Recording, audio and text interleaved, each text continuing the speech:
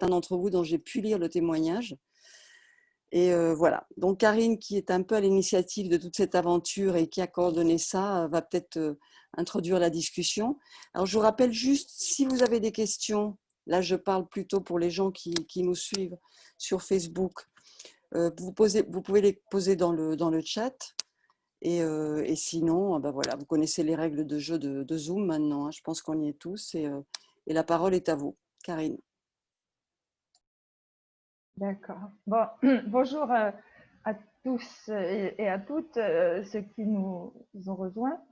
Et écoutez, en fait, on va parler de ce livre-là aujourd'hui, hein, pour ceux qui l'ont pas vu.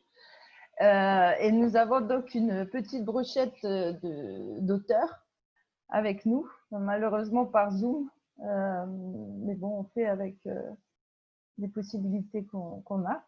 Et on va commencer. C'est moi qui va mener la discussion, hein.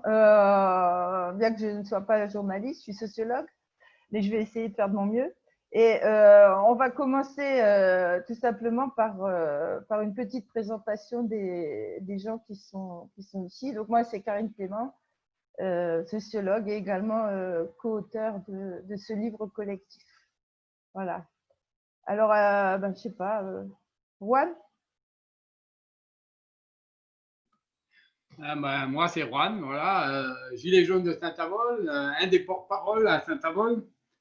Qu'est-ce que je pourrais dire d'autre? Je suis retraité, un retraité des mines, et j'ai 63 ans. Voilà. Au suivant.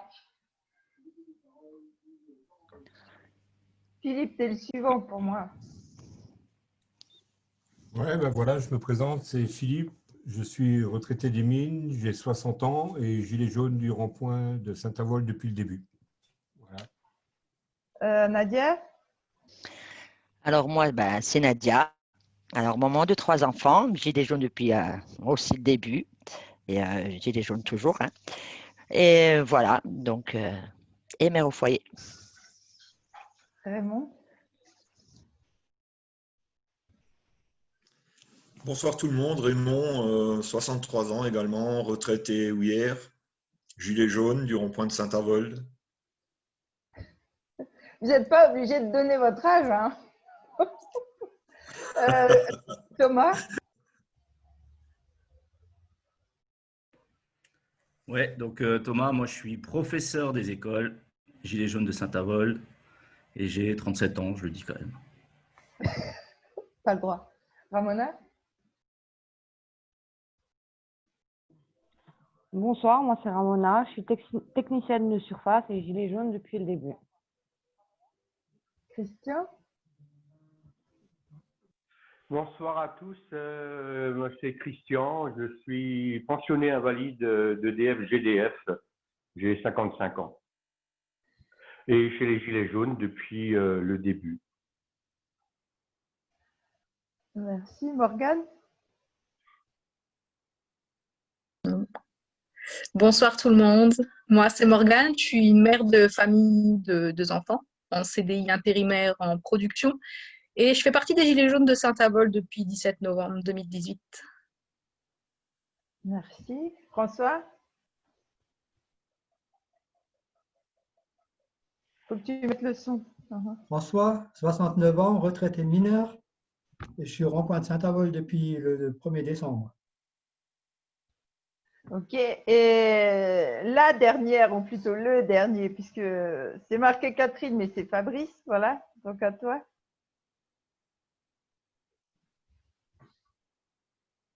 Donc Fabrice, gilet jaune à Saint-Avold aussi, et handicapé, et depuis toujours, gilet jaune depuis le début, quoi. Même avant que ça commence, j'étais déjà gilet jaune, mais je ne le savais pas encore. Et puis je le serai toujours. Merci. Merci à toi. Donc écoutez, je vais essayer d'animer ça. Donc la première question, la plus facile, hein, c'est ça vous fait quoi de vous voir dans un livre finalement?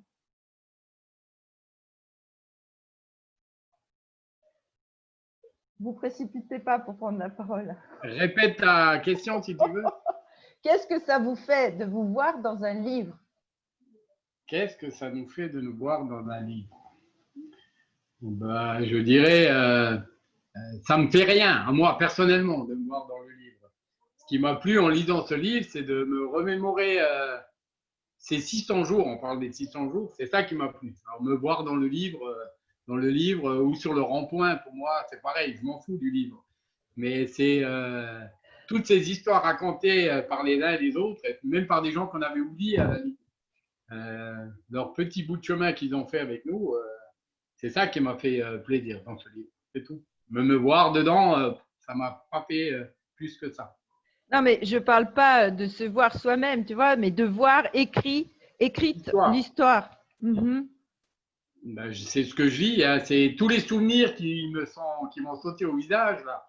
600 jours, c'est pareil, hein, ça fait 2 ans maintenant, on a fêté les 2 ans il y a quelques jours, et je dirais que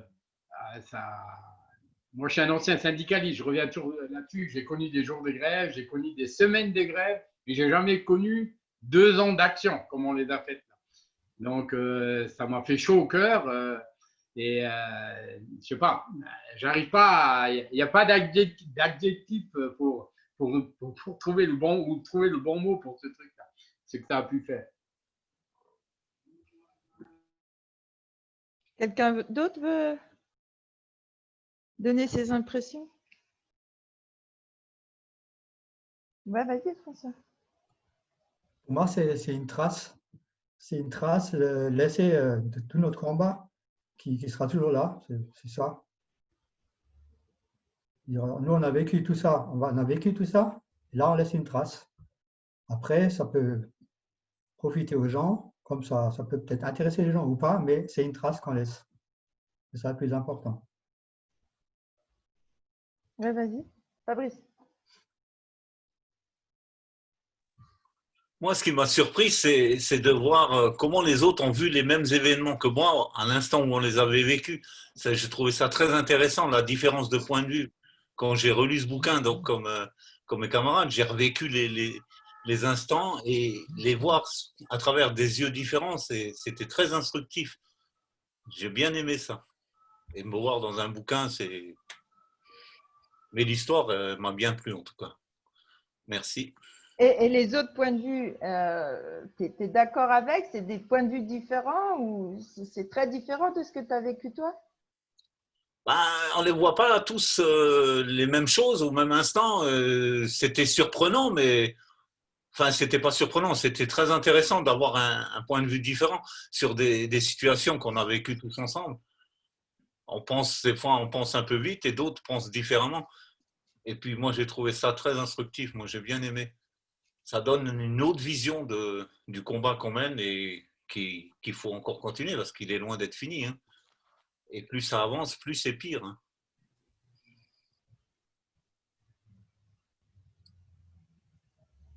Ouais, moi, j'ai été étonné en lisant le livre par tout ce qu'on a fait en 2 ans. Je trouvais ça fantastique. J'en suis resté sur le cul, quoi.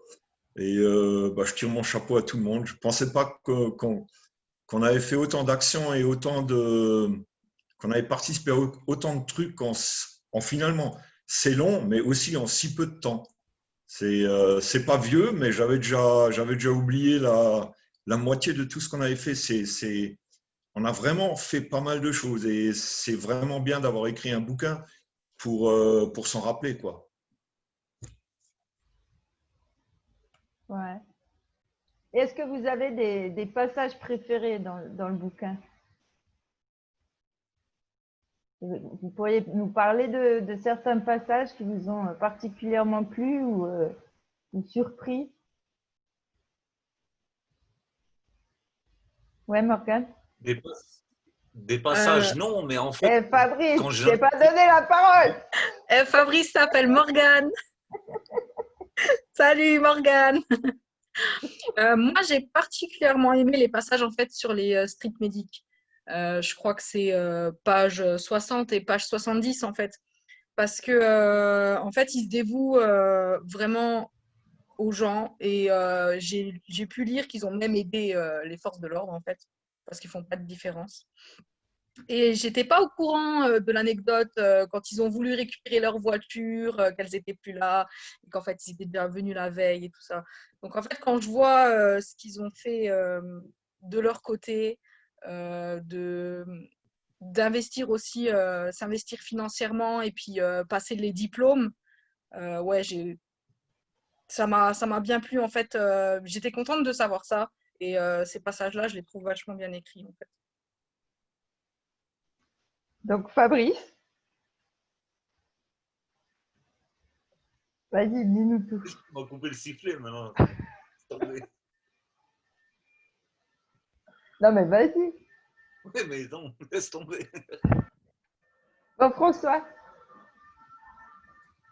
Ouais, le moment qui m'a vraiment le plus, je sais pas, le plus grand choc que j'ai eu dans ce truc-là, dans cette histoire, c'est quand on était aux Champs-Élysées. À un moment donné, il y avait un calme. Et il y a un gars qui a appelé Révolution. Et ça a continué, Révolution, Révolution. Ça a fait une onde de choc et ça s'est répandu sur tous les champs. Et moi, à ce moment-là, je me suis dit, là, ça peut basculer. La République peut basculer. Vraiment, c'était un truc incroyable. J'avais la chair de poule. C'était vraiment un moment suspendu comme ça qui a duré, je sais pas, 10-15 secondes, mais c'était magique. Voilà. D'autres? Non? Ok. Alors, question plus générale, c'était quoi l'objectif pour vous de faire un livre?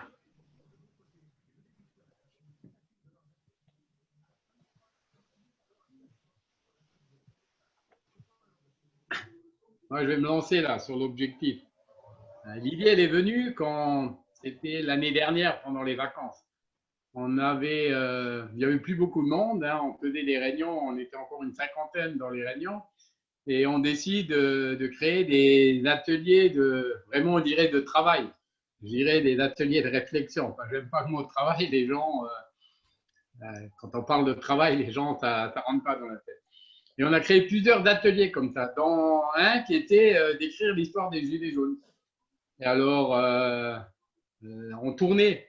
Chaque gilet jaune pouvait participer à l'atelier qu'il voulait et ils se sont retrouvés à plusieurs dans cet atelier. Et c'est là que l'idée elle a émergé. C'est qu'on écrive nous-mêmes notre histoire, qu'on laisse le soin à personne d'autre qui l'ait pas vécu comme nous on l'a vécu de l'écrire. C'était surtout ça l'idée première d'écrire ce livre et de laisser une trace des amitiés qui se sont créées, une trace, parce qu'on ne se connaissait pas au début, c'est ça qu'il faut dire.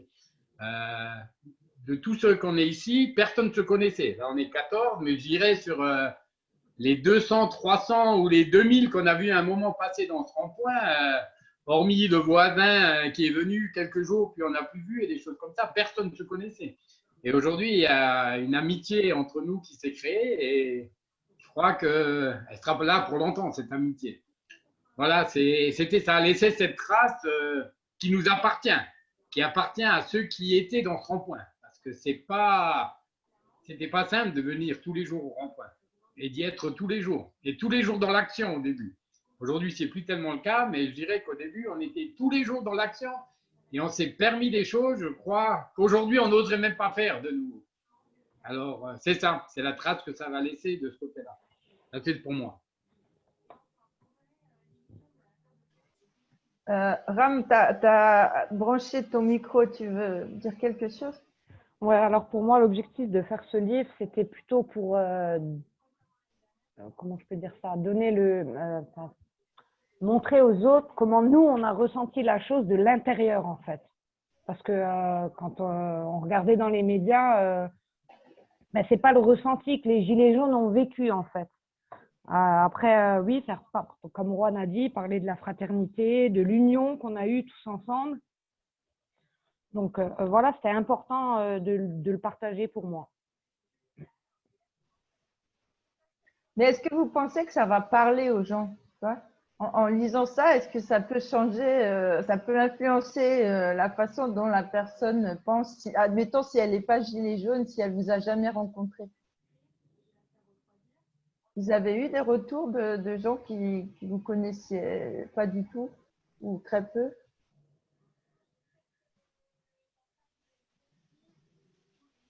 Non, pas encore. François? Je suis certain, hein, parce que je vois dans ma famille des gens qui me détestaient vraiment, mais à un point de malade, qui m'ont même dit plutôt crever que de lire ce bouquin, et qui finalement l'ont lu, et qui finalement se disent, ouais, c'est parce que Finkielkraut nous racontait à la télé, ou les gens comme ça. C'est ça, là, justement, et ça a un impact, croyez-moi.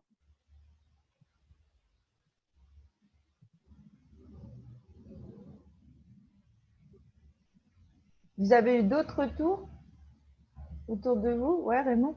Perso, je n'ai pas eu de retour encore sur la lecture du livre, mais sincèrement, je pense que ça dépend bien sûr de ce que les gens pensaient de nous, mais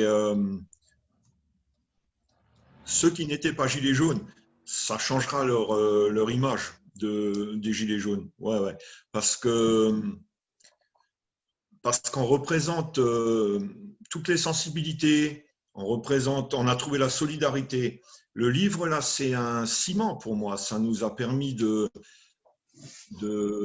mieux nous connaître et puis d'apprendre à travailler ensemble, comme tous les ateliers de réflexion qu'on a menés. C'est vraiment un aboutissement d'une formidable aventure humaine, quoi. Et je vois pas comment le livre, là, il pourrait laisser quelqu'un indifférent. C'était vraiment quelque chose qu'il fallait faire et qu'il fallait écrire. Et je remercie Sileps pour ça.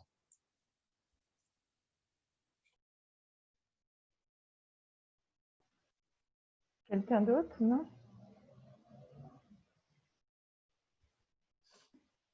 Ok, donc vous me laissez. Et on avait dit pas de blanc, hein, les gars. Là. Ouais. Vous me laissez poser les déconner. questions. C'est pas grave, j'ai plein de questions. Vas-y. Non, mais dans le livre, donc, ce qui est très important, c'est qu'on dit toujours nous. Hein, on s'avance pas telle ou telle personne, on la met pas en avant. On essaye toujours de parler de tout le monde. Et je voulais vous demander comment ça a été possible, étant donné que les gens sont très très différents, hein, ont des parcours différents, des points de vue différents, même des idées parfois politiques radicalement différentes. Pourtant, on dit nous. Comment ça a été possible? Comment ce nous arrive à tenir, hein? Et est-ce que personne s'est trouvé blessé ou n'importe quoi en lisant le livre finalement? Est-ce que le nous tient, y compris après la lecture du livre? Ben, moi, je pense c'est inné, on n'a pas eu besoin de réfléchir à ça, c'était quelque chose de naturel, qu'on parle à la troisième personne. En 2 ans, c'est vrai, comme disait Juan, il y a une amitié qui s'est créée, qui perdurera, mais enfin, je veux dire, oui, c'est par rapport à tout ça. Quand quelqu'un avait une idée, c'est presque qu'on l'avait tous en même temps. C'était souvent comme ça. Pour aller faire une action ou des choses comme ça.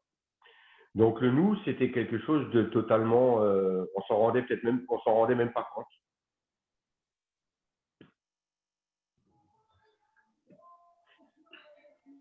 Ouais, Thomas d'abord. Juan. Moi?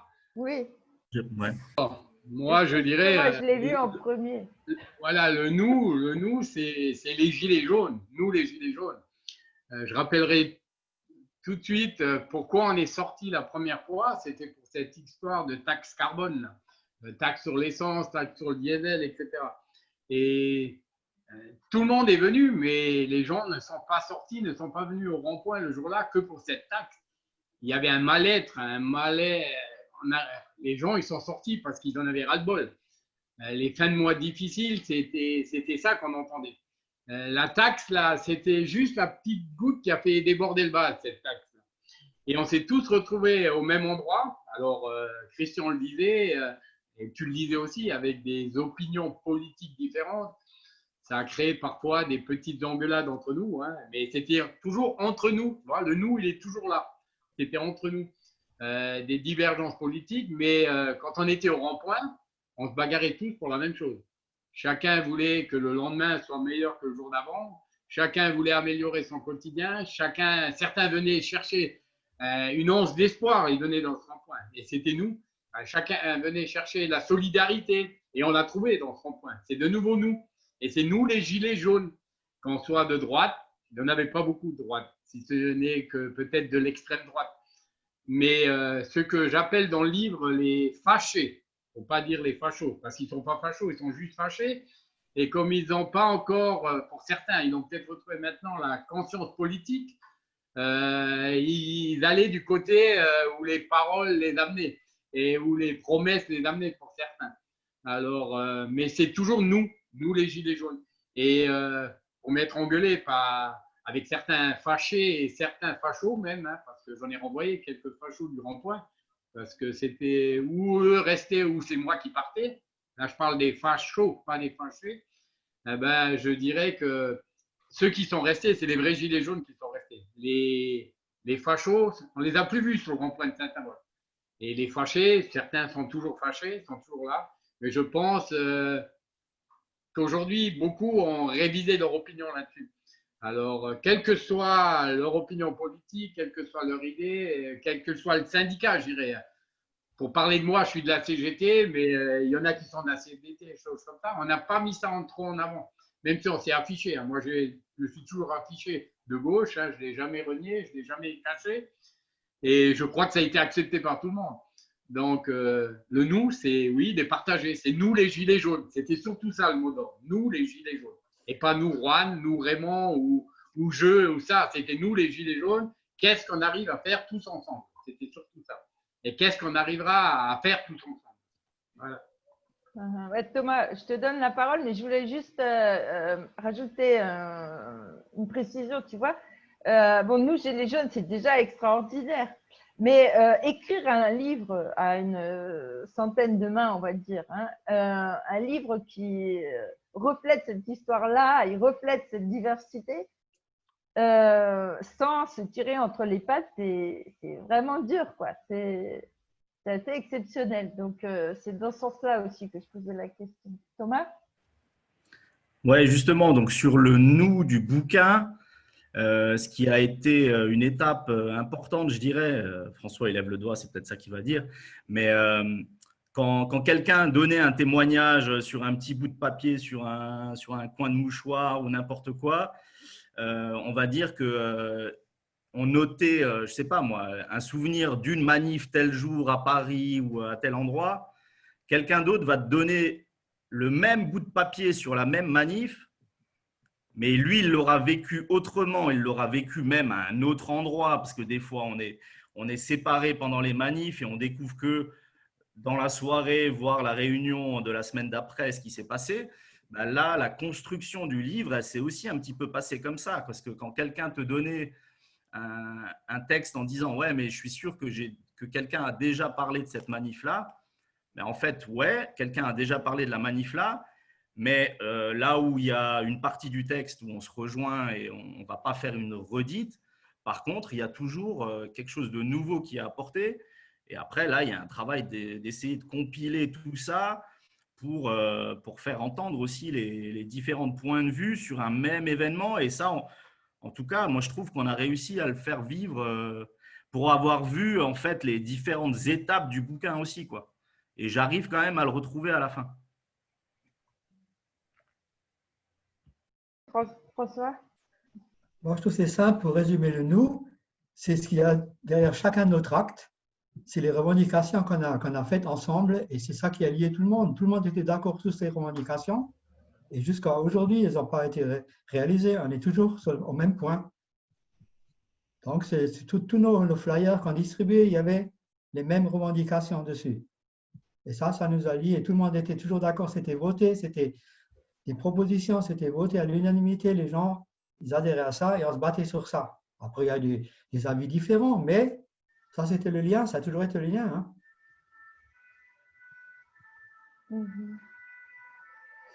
Hein. Alors, question un peu provocatrice pour vous faire réagir. Hein.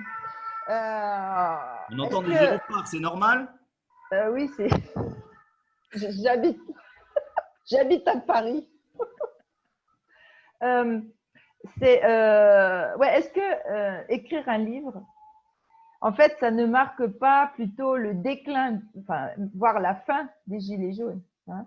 Parce qu'il y a une différence entre faire l'histoire, on est dans l'action, on essaye de faire bouger les choses, et écrire l'histoire. Donc, est-ce qu'il faut verser une larme? Est-ce que le bouquin marque la fin des Gilets jaunes, en fait? Qui c'est qui a fait signe? J'ai pas vu.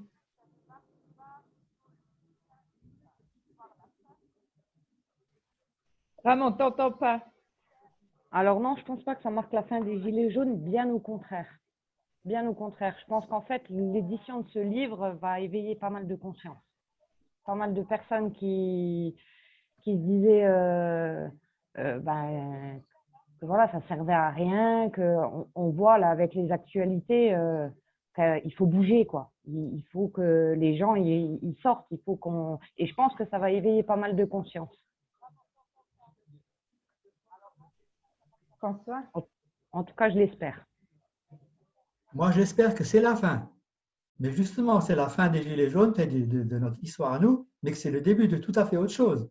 C'est-à-dire, là, on n'était plus nombreux, les Gilets jaunes dans les rues, tout ça, mais que ça va provoquer, qu'on va pouvoir rebondir sur un autre mouvement qui, vraiment, faire venir plus de monde avec tout ce qui se passe en ce moment. Il faut continuer le combat. Mais ça veut pas dire que ce sera Gilets jaunes. Et c'est peut-être la fin d'une histoire, mais le rebond, justement, le début de quelque chose de beaucoup plus puissant encore. Mais l'esprit Gilets jaunes, il restera. Il n'y aura peut-être plus les Gilets jaunes, mais l'esprit sera là. Ouais. Voilà.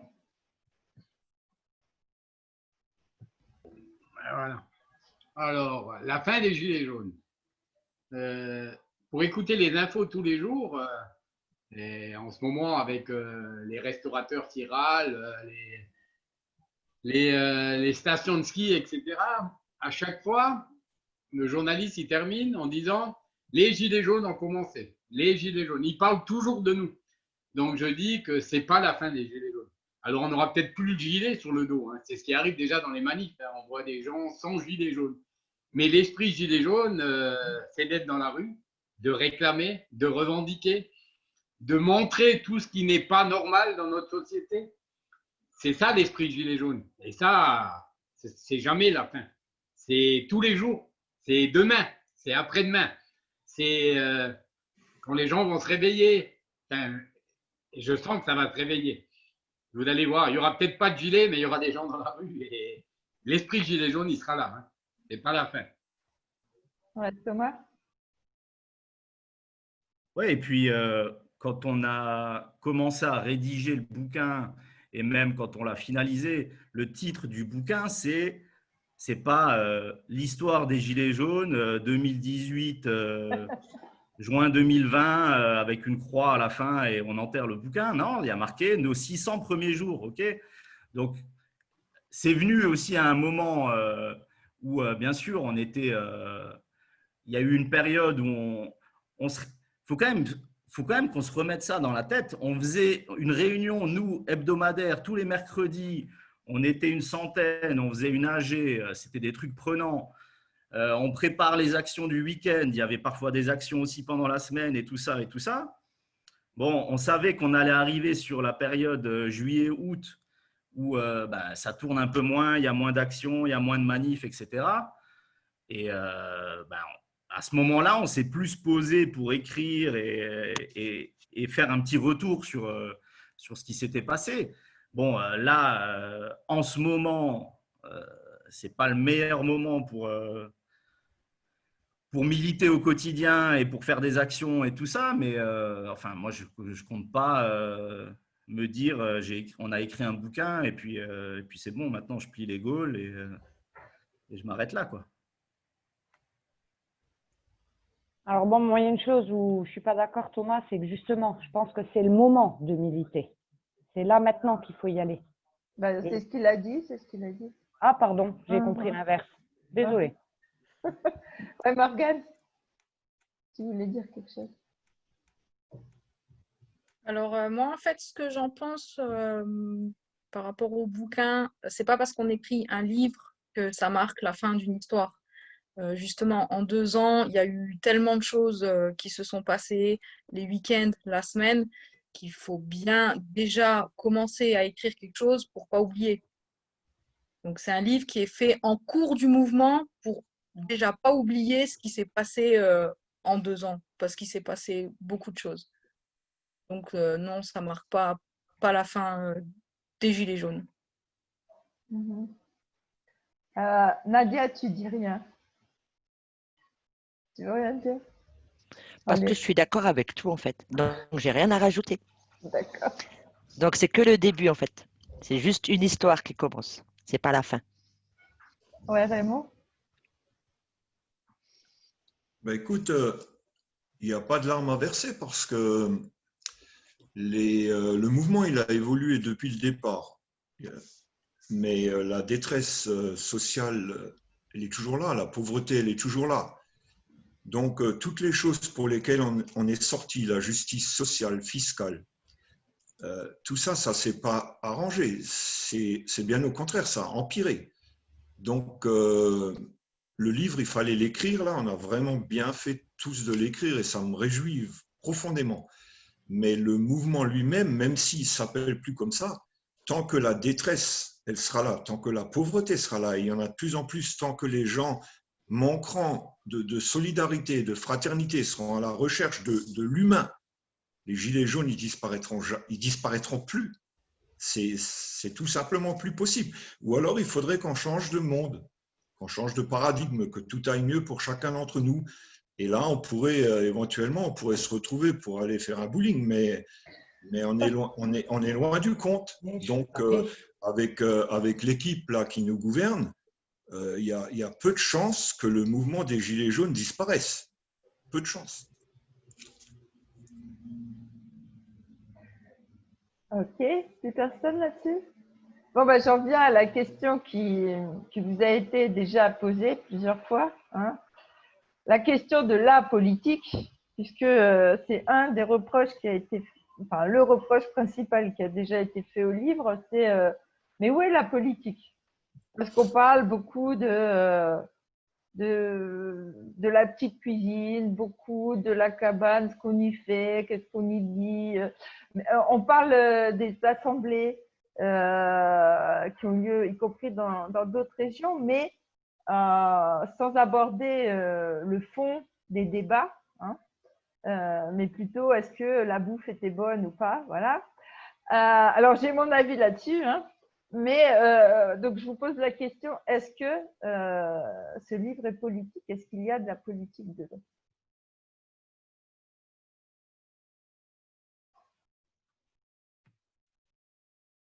Marwan. Je prends la parole parce que j'aime pas les blancs. Alors, je dirais, le livre, c'est que de la politique. Même si on ne s'y retrouve pas, on ne voit pas les partis, on ne voit pas le mot PS, PC, insoumis et des trucs comme ça. Mais chaque fois qu'une action a été faite, c'était une action politique. Chaque fois qu'on a revendiqué, c'est une action politique. Chaque fois qu'on a pris la parole, qu'on a essayé d'éveiller les consciences, c'est une action politique. Donc, ce livre, c'est que de la politique. Quand le mec, il raconte que la première fois, il vient sur le rond-point, qu'il ne savait pas qu'est-ce qu'il allait trouver, et qu'il trouve de la fraternité, de la solidarité, qu'il trouve des gens comme lui qui racontent leur histoire simplement, c'est de la politique déjà. Le livre, il est que politique. C'est pour ça que je dis, c'est vrai qu'on ne parle pas des partis. Ce n'est pas la politique partisane de celle qu'on entend à la télé, celle qui nous raconte des histoires, mais qu'on ne retrouve jamais. C'est pas ça. Mais le mec qui vient te raconter dans ton rond-point que le 20 du mois, son frigidaire, il est vide, c'est une action politique quand il te raconte ça. Parce qu'avant de venir aux Gilets jaunes, il a raconté peut-être à personne son histoire. Le mec qui vient fouiller les poubelles dans notre rond-point, il y avait un leader pipe, pour ne pas le nommer, avec ses poubelles. Tous les matins, il y avait des gens qui venaient fouiller dans ses poubelles. Tous les matins, on a vu ce couvercle de poubelle se lever et le mec partir avec ses 2 cabas pleins de ce qu'il retrouvait dans la poubelle. c'est une action politique, ça. Quand on dénonce ces choses-là, c'est une action politique. Pour ça, pour moi, le livre, c'est que de la politique.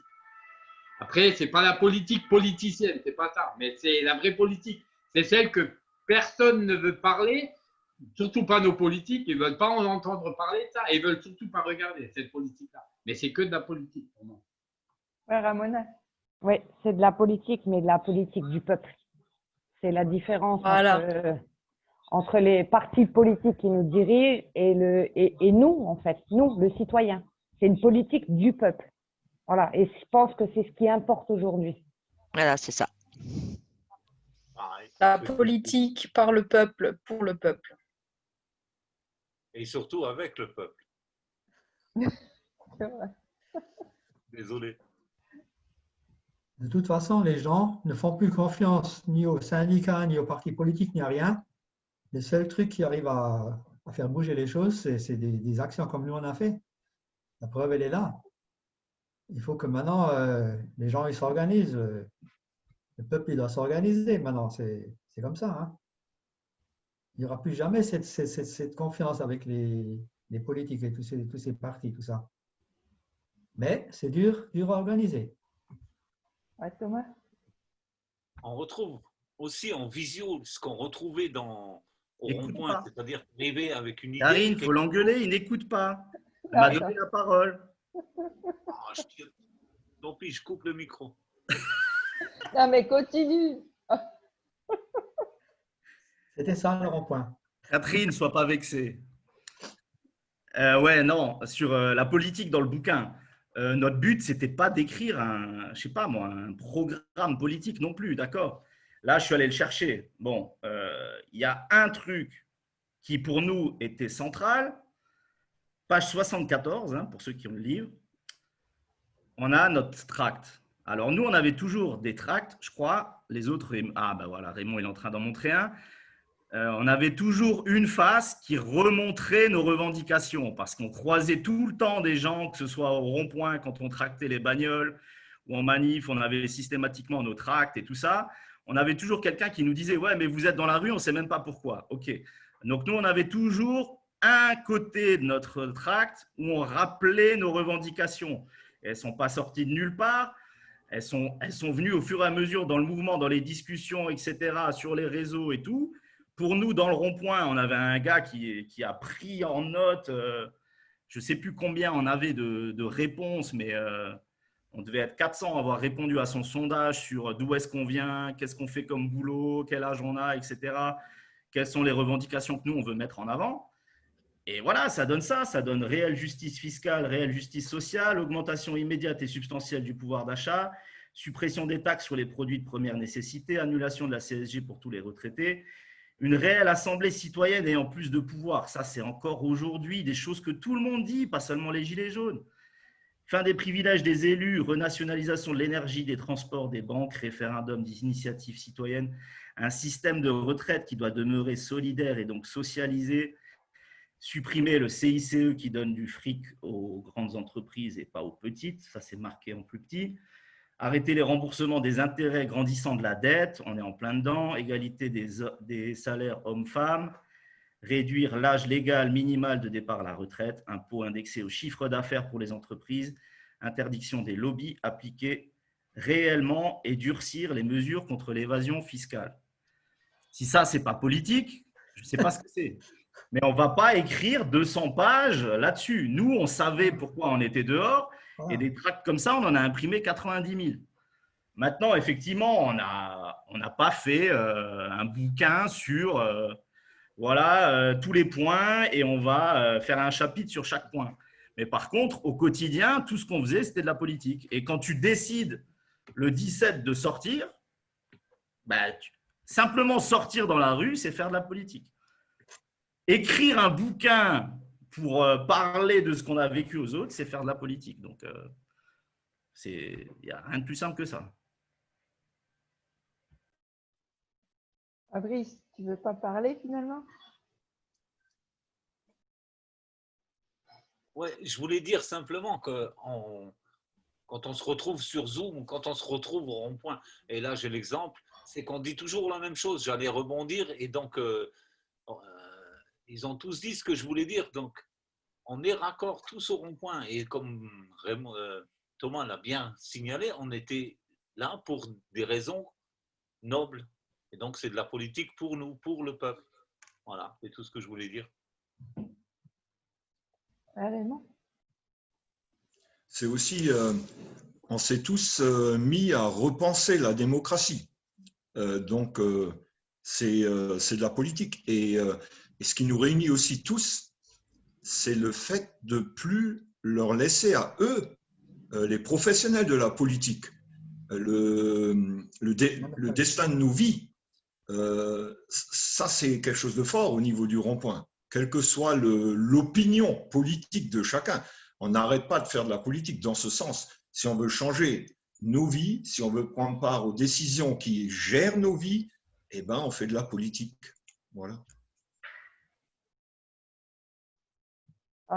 Moi, si je peux rajouter quelque chose, hein, en tant que Gilet jaune et une des auteurs du bouquin, moi, je pense que aussi, même le fait d'avoir écrit ce bouquin et d'avoir surtout utilisé un langage comme ça, c'est un langage simple, hein, le bouquin se lit facilement, etc. On ne se prend pas la tête.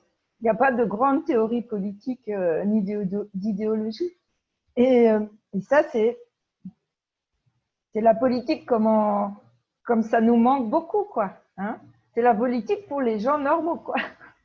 C'est pas de la politique formatée comme je fais partie du monde intellectuel. C'est pas de la politique formatée pour les intellectuels ou les gens qui ont fait certaines études ou qui ont un certain bagage militant bien formaté. Voilà. Bon, s'il n'y a pas d'autres réactions, je vais encore poser quelques questions. Oui, alors, pour s'éloigner un peu du bouquin, comme on arrive à une période où quand même, disons, bon, il y a de moins en moins de gilets jaunes en tant que tels dans les rues, il faut bien le reconnaître. C'est quoi, vous le voyez comment, l'avenir du mouvement aujourd'hui?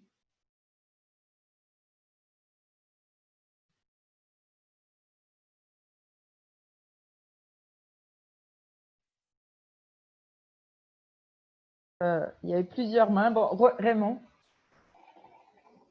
Mais écoute, aujourd'hui, on est confiné chez nous. Aujourd'hui, on prend une prune dès qu'on bouge un cil. Aujourd'hui, on voit bien l'état policier dans lequel on vit. La vidéo qui passe sur tous les réseaux sociaux. Donc, c'est vraiment compliqué.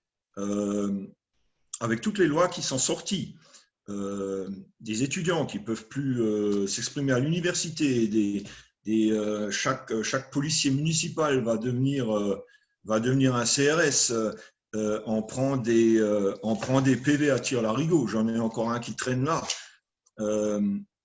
La justice d'abattage dont sont victimes les gilets jaunes font qu'aujourd'hui, effectivement, il n'y a plus beaucoup de gilets jaunes dans la rue.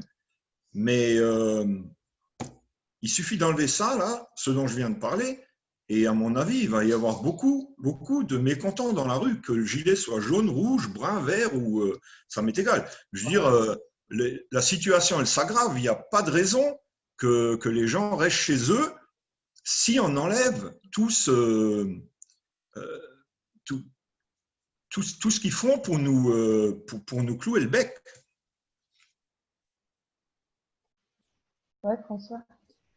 C'est ça maintenant notre travail, jusqu'à ce qu'on pourra à nouveau sortir. Il faut maintenant travailler sur quelque chose de concret pour faire venir les gens, faire un tract ou quoi que ce soit, vraiment pour dire aux gens, OK, il y a la crise qui est là, il y a plein de trucs, des inconvénients qu'on a là, mais rien n'a changé.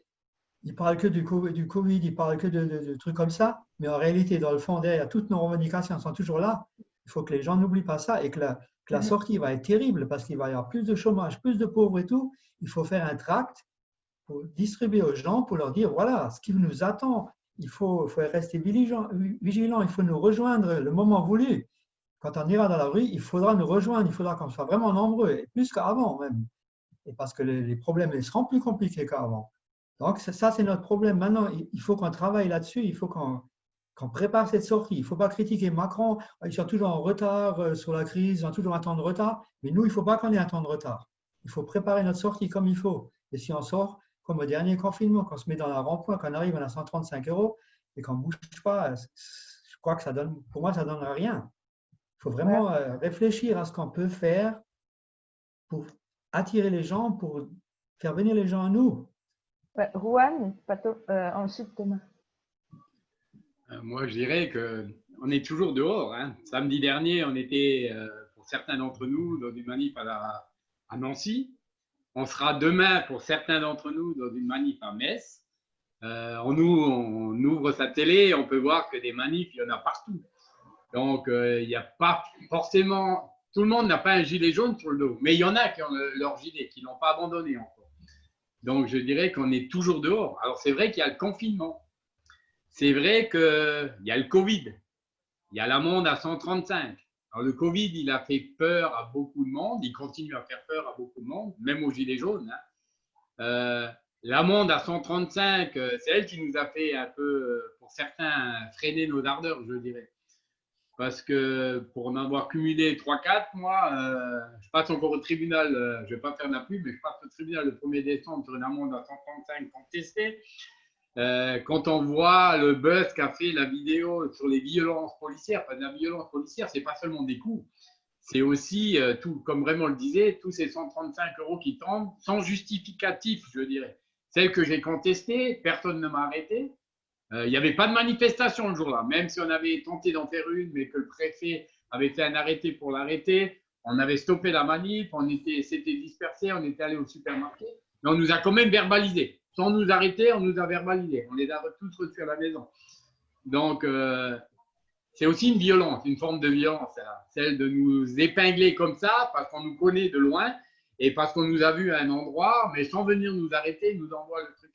Alors, quand c'est des personnages comme moi, Raymond et ça, où on est tous les jours, et à la limite, à un moment, c'est même banalisé. Dans ma tête, c'est banalisé. J'en ai rien à foutre en ce moment.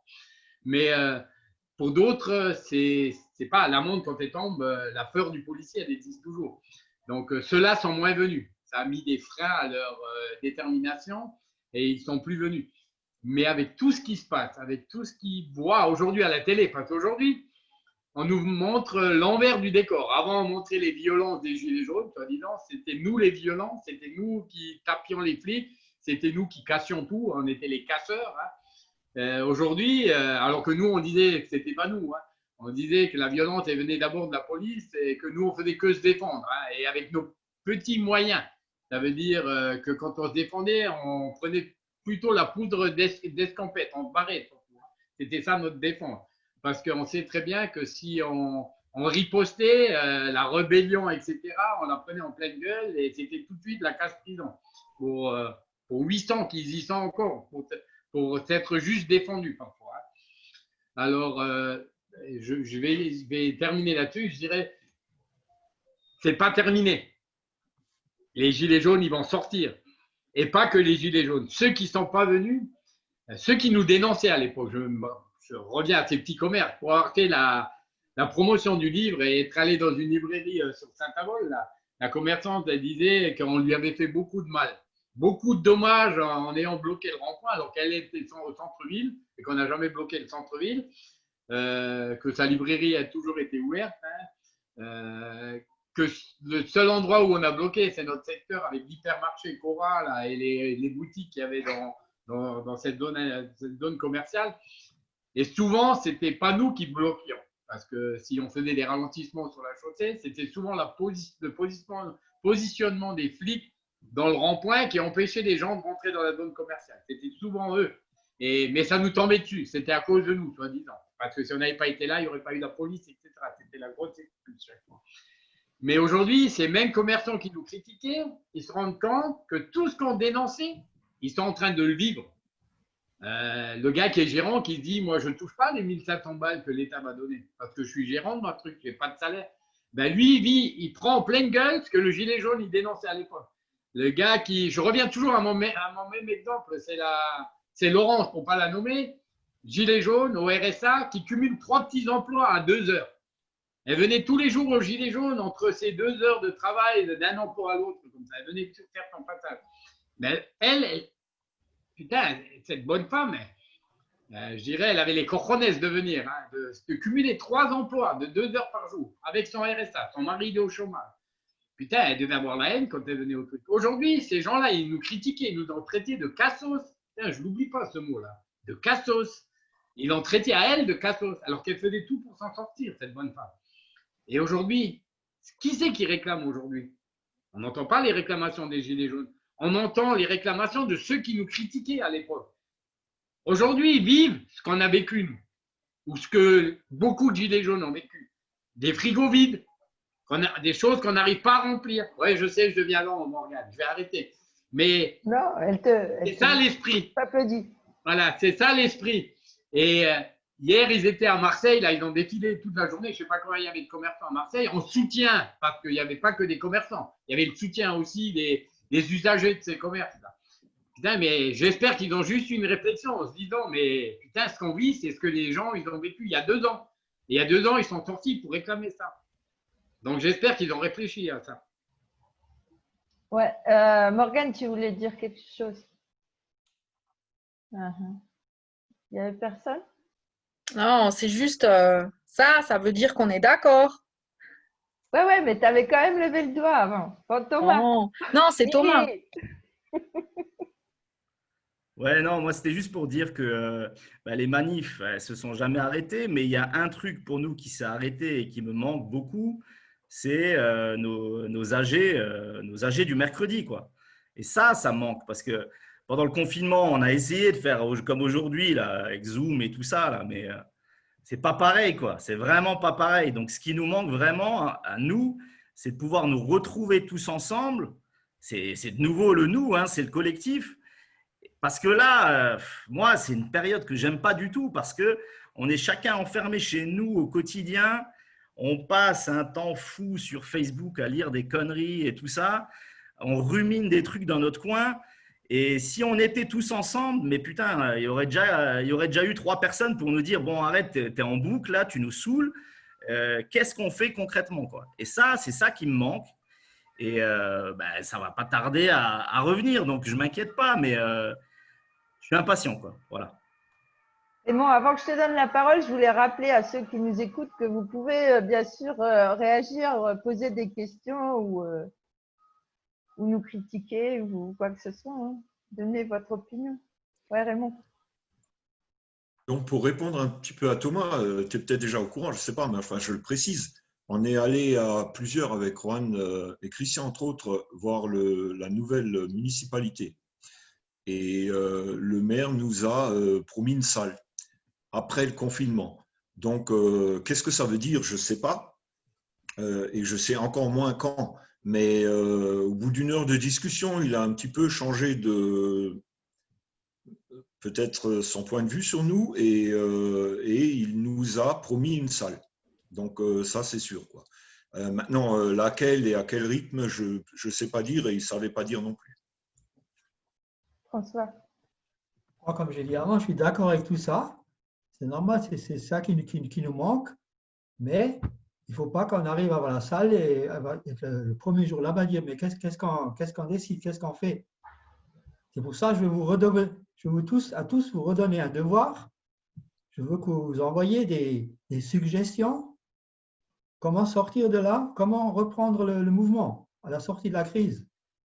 Alors, vous envoyez n'importe quoi sur le net, sur le site ou sur des petits bouts de papier comme avant, hein, n'importe quoi. Et après, on aura déjà quelque chose. En sortant, on aura déjà quelque chose qui sera construit, quoi. Normalement, c'est les profs qui donnent des devoirs. Hein. Donc, au boulot, les gars. Ben oui, vous centralisez tout chez Thomas. Vous envoyez tout à Thomas. Bien sûr. En attendant, j'espère qu'il y aura des questions pour nous pousser un peu plus dans nos retranchements de la part de ceux qui nous écoutent. Mais en attendant, je voudrais… comment dire? Je ne vous ai pas encore posé la question, mais j'ai ma petite idée sur…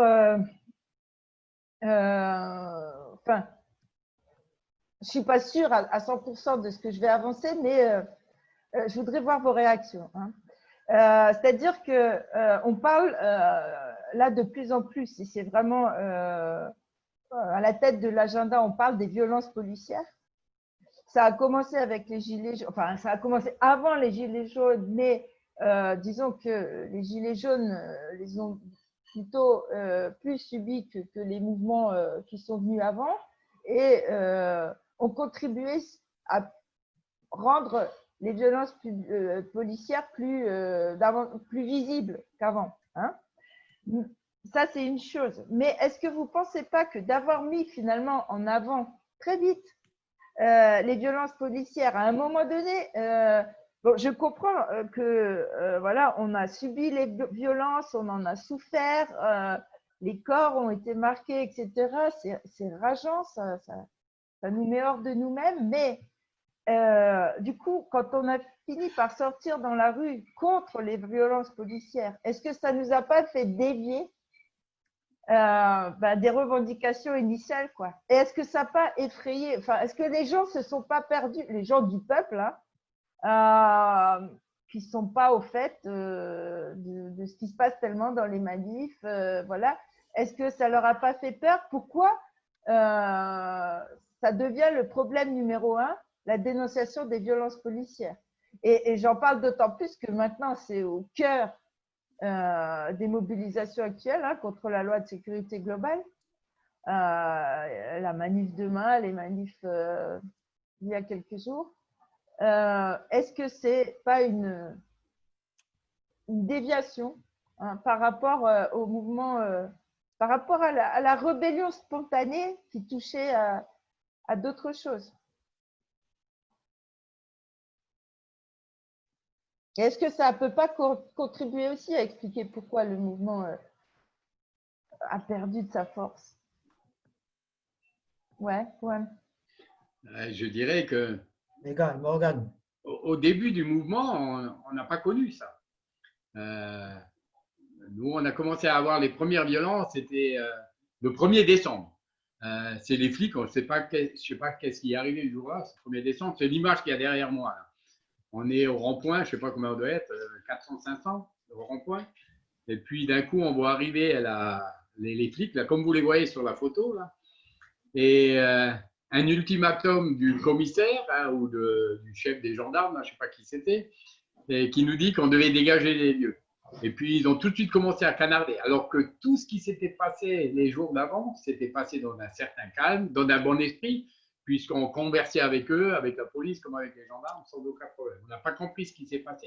Alors, on ne sait pas qui c'est qui a donné les ordres, mais ils ont dû avoir des ordres le jour-là. Et puis, à partir de ce jour-là, ça a été différent tous les jours. Ça a été différent. Ça veut dire que les actions qui ont été menées, avant on allait dans un rond-point, on bloquait les camionneurs, on les ralentissait, des choses comme ça. Les flics venaient discuter un peu sans trop râler, mais ça se passait relativement dans le calme. À partir du jour-là, ça s'est passé différemment. Ça veut dire tout de suite, c'est à partir de ce jour-là que quelques jours après, on est mis en garde à vue au rond-point. Nos premières gardes à vue, c'est celle-là. Je ne compte pas celle de Raymond qui était une fois d'avant, où il a été exfiltré par la police sans que personne ne le remarque, sa garde à vue. Mais nous, ils sont venus nous chercher. Ils cherchaient un gars, ils n'ont pas réussi à l'arrêter, alors ils sont venus nous prendre. Et c'est là qu'ont commencé les violences policières. Et c'est là, alors je ne sais pas si c'est une stratégie de leur part, mais moi je pense que ça a été étudié comme ça. Ils se sont dit, on va leur faire peur. C'est des gens, pour la plupart et pour la grande majorité, qui n'avaient jamais manifesté de leur vie. Moi, j'étais syndicaliste, militant, j'ai fait des manifs, mais je n'ai jamais vu ce que j'ai vu là. J'ai fait des manifs où on a été un peu gazé, ça a duré 5 minutes, et puis la manif poursuivait son chemin. Mais là, c'était internal, ce n'était pas seulement des gaz lacrymogènes. Ils en sont venus à nous tirer dessus. Leur fameux LBD que nous, on a découvert là, c'était à ce moment-là. Hein. Et je suis sûr que c'était une stratégie. On va leur faire peur, on va les traiter de casseurs. C'est ce qui est arrivé le 1er décembre. Ils nous ont poussés vers la ville. Nous, on est restés autour de notre rond-point. On s'est éloigné un peu, mais pas trop loin. Mais il y a une bande de casseurs qui est allée à l'hôtel de ville et qui a commencé à casser les carreaux là-bas. Mais ça nous est retombé dessus. C'était les gilets jaunes qui cassaient les carreaux, alors que ce n'était pas vrai. Le peloton de CRS, il était à 50 mètres de l'hôtel de ville, il n'est pas intervenu. Une fois que tous les carreaux étaient cassés, ils sont intervenus sur place. Alors, tu vois, je suis sûr que c'était une stratégie. Et c'est là que des gilets jaunes ont commencé à avoir peur, parce qu'on nous a traités de casseurs, et le gars, il se disait, il ne s'y retrouvait pas dans le mot casseur, et donc j'y vais plus. Les gilets jaunes, ils ont commencé à avoir peur du coup de matraque, ou du coup de LBD, hein, quand on a vu les quelques gueules cassées qui sont arrivés sur les réseaux, là, le mec il a dit je veux pas que ça m'arrive. On a eu le 1er décembre des gars de chez nous qui ont été touchés aux jambes. On en a eu un qui l'a pris en pleine mâchoire quand même, hein, le gars. On l'a plus jamais revu. Hein, c'est pour pas le nommer Angelo qui l'a sorti du face à face avec les flics avec la mâchoire à moitié démolie, ce gars-là. On sait même pas ce qu'il est devenu, ce gars. On sait même pas ce qu'il est devenu. Tu vois? Le mec, il a disparu des écrans. Je l'ai vu avec un grand pansement là autour de la tête que les pompiers lui ont fait. Il était de nouveau dans la bagarre avec son pansement et puis on l'a plus jamais revu après. Donc, le fait de nous traiter de casseurs, le fait de nous faire peur avec la violence qu'il y a eu, hein, parce que c'était violent, eh ben, on a perdu des effectifs le jour-là. Et on continue aujourd'hui, on perd. Aujourd'hui, c'est les amendes, c'est la violence. Comment il a. Aujourd'hui, le pire, c'est que les journalistes qui nous déclaraient à nous violents, aujourd'hui, ils montrent la police violente. Alors que nous, on le disait depuis le début que la police était violente. Que c'est eux qui venaient nous chercher dans la violence. Alors que nous, on n'était pas violents. Et aujourd'hui, c'est eux, les médias, qui mettent les flics devant en leur disant ils sont violents. Les violences policières, ça existe. D'un coup, ils ont découvert ça. 2 ans après, ils découvrent ça d'un coup. C'est un peu, je ne sais pas, le retournement de situation qu'il y a là en ce moment là, avec les médias. Voilà. Morgane d'abord là. Morgane? Merci. Par rapport à ta question, Karine, moi je dirais que de dénoncer les violences policières, c'est juste une de nos revendications en plus, en fait. Et voilà. Enfin, nous, on va dire, nous, on découvre les violences policières, mais il ne faut pas oublier qu'il y a des années auparavant, c'est les cités qui subissaient les violences policières et on ne les croyait pas. Nous, on pensait toujours que c'était la faute des cités et tout. Et en fait, nous, maintenant, on découvre comment sont les forces de l'ordre, en fait. Que c'est bien eux qui cherchent, que c'est bien eux qui matraquent pour rien. Donc, nous, on la connaît maintenant, mais il ne faut pas oublier qu'avant, les cités, elles avaient déjà demandé de l'aide bien avant. Ouais, François? C'est aussi pour ça, peut-être qu'on a une histoire particulière, parce que c'est quand même le seul rond-point en France qui a vraiment été chargé par les CRS. Il n'y a aucun autre rond-point où c'est arrivé. Ils sont arrivés d'abord le matin, ils n'étaient pas nombreux, ils ont pris une raclée, ils sont repartis, mais le soir, il y a la cavalerie qui est venue. Il ne faut pas oublier aussi, l'après-midi, pour ceux qui étaient là, il y a une centaine de casseurs qui sont arrivés, on ne sait pas d'où, qui étaient armés, ils avaient un chef qui les plaçait. Et je ne sais pas ce qui s'est passé ce jour-là, on n'a jamais su qui c'était ces gens-là. Et il y a eu cette bagarre, et c'est eux qui ont tout cassé sur leur passage. Et on s'est toujours posé la question, pourquoi? Pourquoi Saint-Avold? Pourquoi c'est arrivé là-bas? C'était un truc de dingue, ça ne devait pas arriver chez nous. Ouais, Thomas?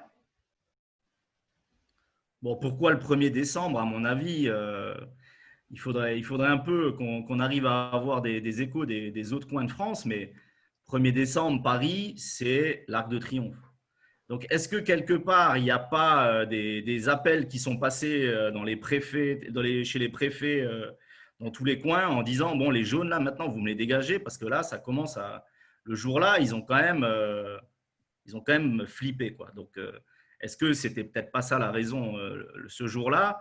Ça, on ne saura jamais, je pense. Mais bon, le truc sur les violences policières, on s'est beaucoup posé la question par rapport à ça. C'est compliqué parce que d'un côté, il y a un moment donné où on mettait ça en avant parce qu'on n'arrêtait pas de nous traiter de casseurs et il y avait des vidéos qui tournaient où tu voyais que la partie où le gilet jaune répond au flic qui vient de le savater juste avant.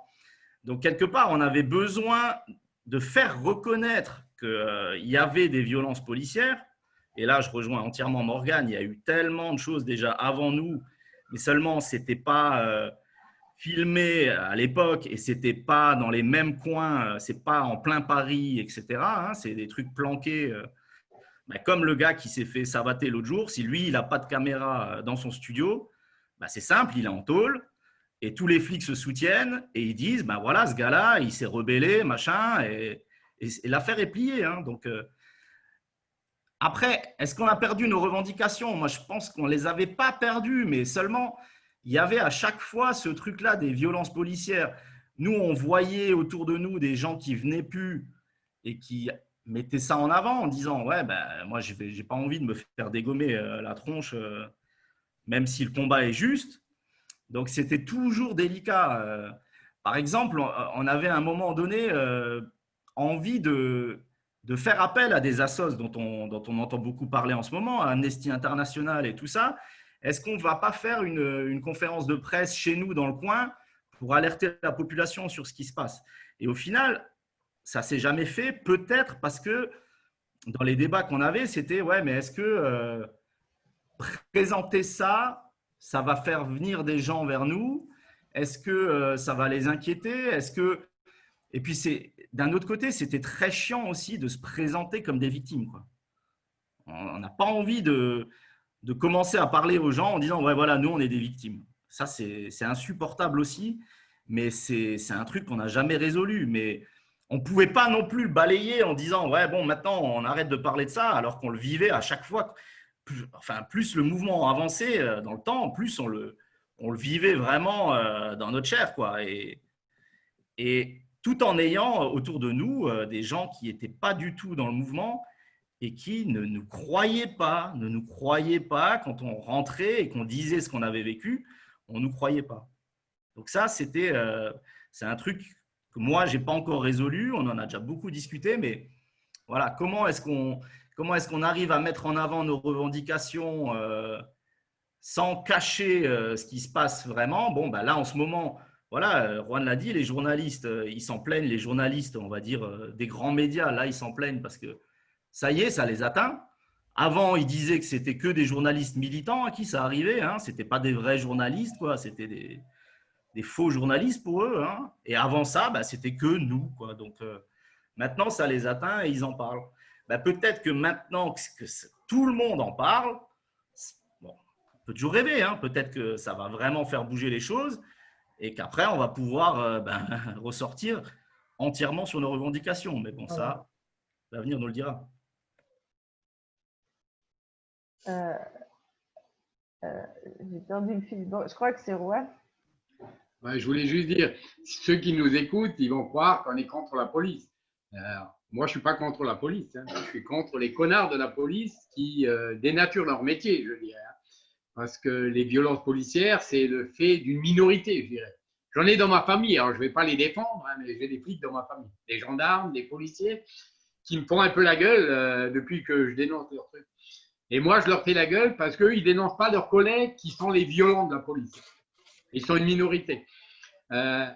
Ils arrivent même à se taire devant une minorité. Alors qu'en discutant avec un de mes neveux, là, il me disait « ouais, je sais, mais ils sont que 2 ou 3 dans son commissariat, foutre le bordel. » Mais ces 2 ou 3, ils règnent sur tous les autres dans le commissariat. Et tous les autres, ils ferment leur gueule. Et ça colle pas. Donc, cette majorité silencieuse qui se tait, c'est à eux de prendre les devants et de dénoncer ceux qui foutent le bordel. Alors, les flics, moi, ceux que j'ai la haine avec c'est ceux qui, à Paris, le 16 mars, ont failli me dégommer. Moi, Raymond, Fabrice qui est là, on est 3-4. On a de la chance ce jour-là et pas de chance pour un nommé David Bredenstein qui se prend le flashball en pleine gueule et qui perd un œil le jour-là. C'est devant nous, c'est à 50 cm de nous. Et moi, j'ai la haine contre ce flic parce que ce flic-là, il a visé un œil, il a visé une tête, il n'a pas visé au sol, et on ne faisait rien. On était au milieu des champs en train de regarder ce qui se passait. Donc, cela, il a fait ça gratuitement. C'était une violence gratuite. Et c'est cela que je dénonce. Après, les autres flics qui font leur boulot correctement, chapeau bas pour eux. Mais pour ces connards-là, ils devraient être dénoncés par leur père. Ça irait tout seul, hein, le nettoyage serait vite fait. Ouais, Thomas. Bon, moi, on ne va pas être d'accord sur le côté majorité silencieuse dans la police qui subit une minorité de policiers qui… Si vraiment ça avait été une majorité silencieuse, bah, au bout d'un moment, même si si chacun murmure 1 décibel, si c'est une majorité, ça fait du bruit. Mais il n'y a pas eu beaucoup de bruit avec tout ce qui s'est passé là. Tu prends notre mouvement, mais tu prends tout ce qui s'est passé avant. Il y a quand même un problème plus large que il y a une minorité de mecs qui ne sont pas dénoncés parce qu'ils dominent tous les autres. Il y a quelque chose de plus grave, d'après moi. Et ceux qui sont au pouvoir en ce moment, ils n'ont pas le choix que d'aller tout le temps dans le sens des syndicats les plus radicaux, parce que sinon, eux, ils ne tiennent plus. Ils tiennent que grâce à la police. Donc, pour moi, le vrai problème, il est là, quoi. Exactement. Raymond, tu voulais parler, non? Ouais. Ouais, je voudrais aussi dire quelques mots là-dessus. Je pense qu'il faut, bien sûr, il faut dénoncer les violences policières parce que c'est inadmissible.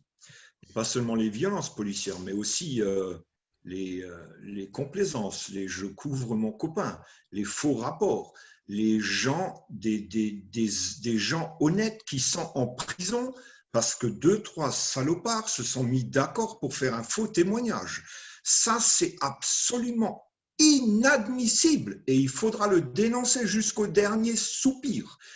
Et ce que je voudrais rajouter, c'est ce qui me fait un peu peur, c'est qu'on la banalise, la violence policière, par rapport à ta question originale, tu vois.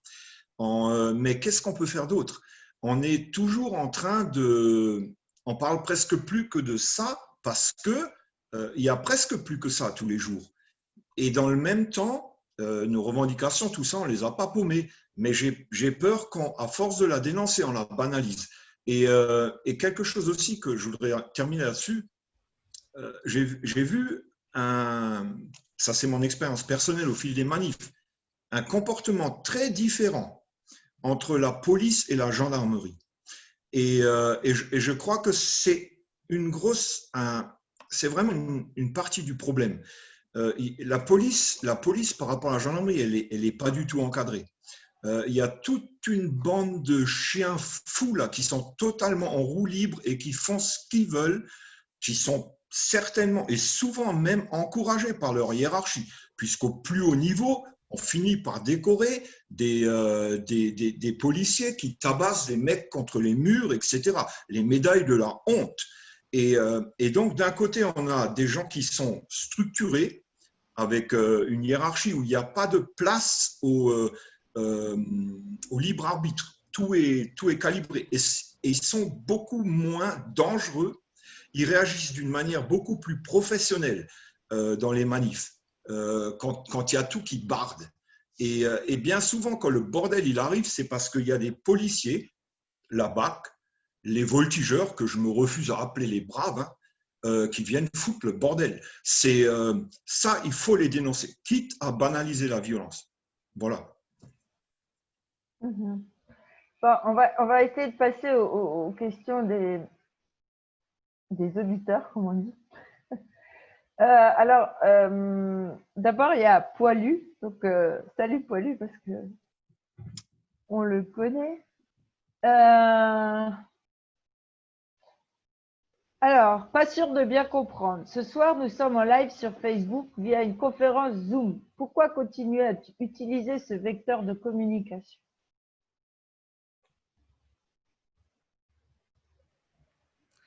C'est un vieux débat qu'on a déjà eu souvent avec Poilu, hein, donc on le salue, hein, mais est-ce que le 17 novembre, il y aurait eu des centaines, des dizaines, des centaines de milliers de gens dans les rues si les mecs qui avaient commencé à dire il faut mettre un gilet jaune sur le tableau de bord et tout ça, ils l'avaient fait sur un réseau social libre, propre, qui ne donne pas des sous à Mark Zuckerberg et tout ça. Le problème, c'est que au fur et à mesure, nous, du mouvement, on est devenus de plus en plus des militants et tout ça. Et on étudiait tout ce qui se tournait autour de nous. Et bien sûr, ça nous fait gerber d'utiliser Facebook, de faire une réunion Zoom et pas un truc qui soit plus propre, et que le bouquin il soit en vente sur Amazon et plus difficile à trouver dans le libraire du coin. Et tout ça, ça fait chier. D'accord ? Mais qu'est-ce qu'on fait? On bascule tous dans des réseaux sociaux où on sera content parce qu'on est clean, mais par contre, il n'y a plus personne, il n'y a que nous, quoi. Le problème, il est là. Est-ce qu'on se sert du système pour essayer de foutre un coup de pied dedans, ou est-ce que ben non, on veut pas se salir et donc on va basculer ailleurs. Donc ben pour l'instant, je pense que nous, notre choix, il est fait, c'est d'essayer de s'adresser au plus grand nombre, même si ouais, on n'est pas aveugle sur le fait que ben, y a plein de trucs là-dedans qui sont gênants, quoi. Une autre question de Xavier Schmitt. Bonjour. Gilet jaune, c'est aussi l'histoire d'un mec, il y a 40 ans, qui s'appelle Coluche, qui a fait découvrir que la France avait un quart-monde qui dérangeait pas mal les politiques. Aujourd'hui, avec les répressions et la Covid, les gens ont peur. Il suffirait d'une masse très importante pour faire face et faire plier le gouvernement. Un éveil s'impose. Je ne sais pas si vous voulez réagir. J'imagine que tout le monde apprécie Coluche. Ouais. Ouais, Thomas. Mais après, j'arrête de causer, hein, parce que bon. Coluche, il avait dit un truc, la vidéo, elle revient souvent, c'était quand il lance un peu sa candidature, il disait, moi, mon but, c'est de remuer la merde pour que ça leur arrive au pif jusque tout là-haut, quoi. Et quelque part, ben, c'est un peu aussi ce qui s'est passé avec nous, quoi. C'est qu'il y a beaucoup de gens qui avaient une colère en eux, mais qui ne s'exprimaient pas, quoi. Ils se disaient, voilà, j'ai pas la main là-dessus, je peux rien faire et tout ça. Et ben, ce jour-là, elle est sortie. Et de se rendre compte qu'autour de soi, il y avait plein de gens comme ça qui gardaient ça en eux. Et après, tu discutes et machin, et tu passes des journées, des soirées, des nuits, etc. à discuter. Et tu te rends compte qu'on est plein dans ce cas-là. Nous, on a vécu ce truc-là. C'est très difficile pour quelqu'un d'extérieur qui ne l'a pas vécu de comprendre vraiment ce que ça veut dire. Nous, on l'a vécu, voilà. Mais ouais, alors Coluche, il y a juste un truc. Ce mec-là, c'est un héros. Il a créé les Restos du Cœur. Il a fait quelque chose de concret, contrairement à tous les politiques qui avaient autour de lui à ce moment-là. Le problème, c'est que les Restos du Cœur, c'était fait pour leur faire honte à eux. C'était fait pour leur faire honte. Seulement, les années passent, ils délivrent de plus en plus de repas. Et là, j'ai vu cette semaine qu'il y a même le Premier ministre, Castex, qui est allé là-bas officiellement faire des photos et dire, voilà, les Restos du Cœur, ah ouais, c'est vachement important et tout. Alors que ça devrait être la honte pour eux. Ça devrait être la honte que les Restos du Cœur, ils existent encore. Et pourtant, ils vont là-bas, ils s'affichent et tout est normal, quoi. Donc, ouais, Coluche, d'accord. C'était peut-être le premier gilet jaune de France avant l'heure, il n'y a aucun souci. Et je pense qu'il est vraiment apprécié aussi voilà, pour réussir à exprimer comme ça des colères que les gens avaient en eux sans avoir besoin de faire des grands blabla politiques, quoi. Bon, maintenant, je me tais un peu et je laisse les autres. Merci. Fabrice, tu ne voulais pas intervenir là-dessus? Non? Ok. Alors, je continue à lire les questions. De Jean-Michel Camon. C'est pour quand le retour sur le rond-point? Oui, c'est pour quand le retour sur le rond-point? Ouais, ouais. Dès la fin du confinement. Demain déjà, on va y être au rond-point. Est-ce qu'on va organiser le covoiturage à partir de là-bas? Je voudrais juste rebondir encore sur Coluche. Il y a eu Coluche. Moi, je suis athée, je peux en parler. Il y a l'abbé Pierre avant tout ça. C'était un des premiers gilets jaunes. J'ai souvenir, et là aussi, son action, elle est aujourd'hui dénaturée par certains, je dirais. Même au sein des Emmaüs, là. Parce que vous vous en souvenez tous, on était à Forbach une fois sur l'inauguration d'un centre Emmaüs où les gens du centre Emmaüs, ils ne voulaient même pas nous donner la parole. Il a fallu qu'on s'impose un peu les gilets jaunes à prendre la parole, le micro avant le préfet pour pouvoir parler. Je vous rappelle juste ce truc-là. Et j'avais dit là-bas que les premiers gilets jaunes de France, c'était eux, là, les salariés de chez Emmaüs, là, je ne sais pas comment ils les appellent, les gars qui travaillent pour eux là-bas.